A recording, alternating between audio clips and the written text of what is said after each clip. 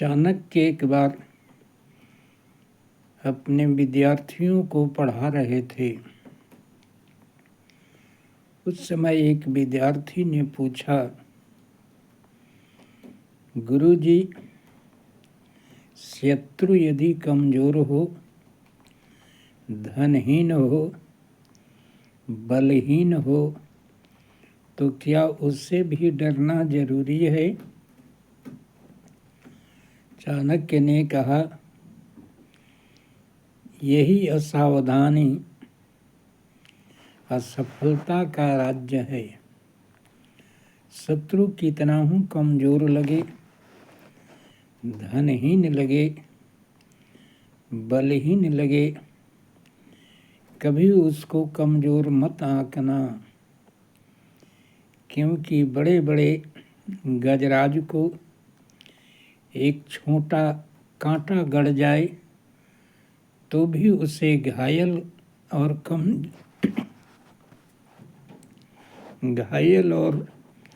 कमजोर बना देता है। छात्र ने कहा कि कोई उदाहरण देकर के समझाएं। चाणक्य ने कहा,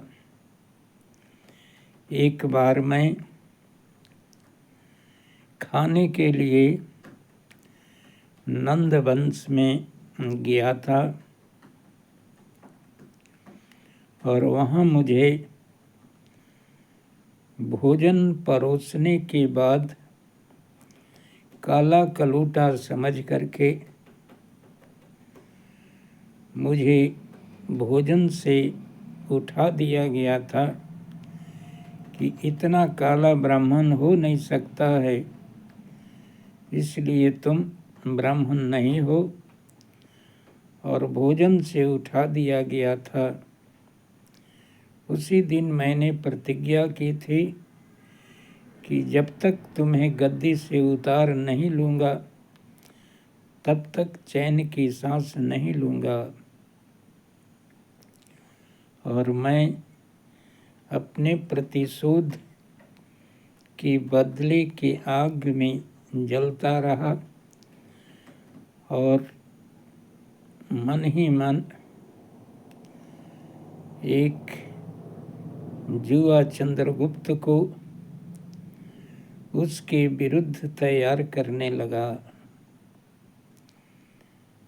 दोनों में कोई तुलना नहीं थी। यह कमजोर था और उसका साम्राज्य बहुत बड़ा था। उसने कहा, गुरुजी, उस पर विजय पाना असंभव है।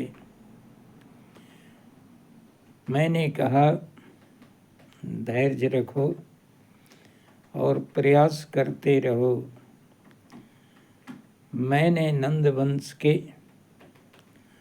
खूबियों को पता किया और उसकी कमजोरियों को पता किया। जो जो नंदवंश के शत्रु थे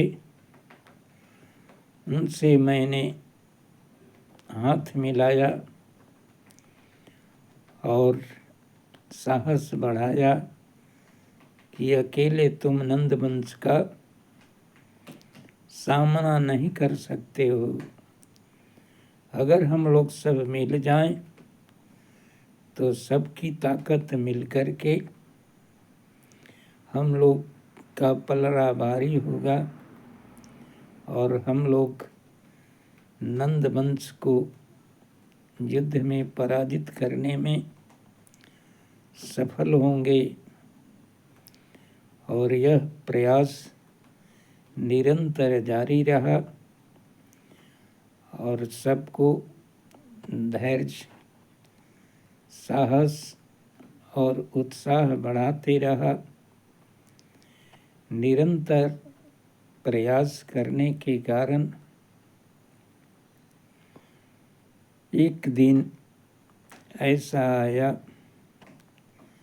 कि चंद्रगुप्त ने उसके राज्य पर अपने उसके और शत्रुओं के साथ मिलकर चढ़ाई किया और अंत में नंद वंश को पराजित किया और सफल हुए। इसलिए शत्रु को कभी छोटा मत समझो।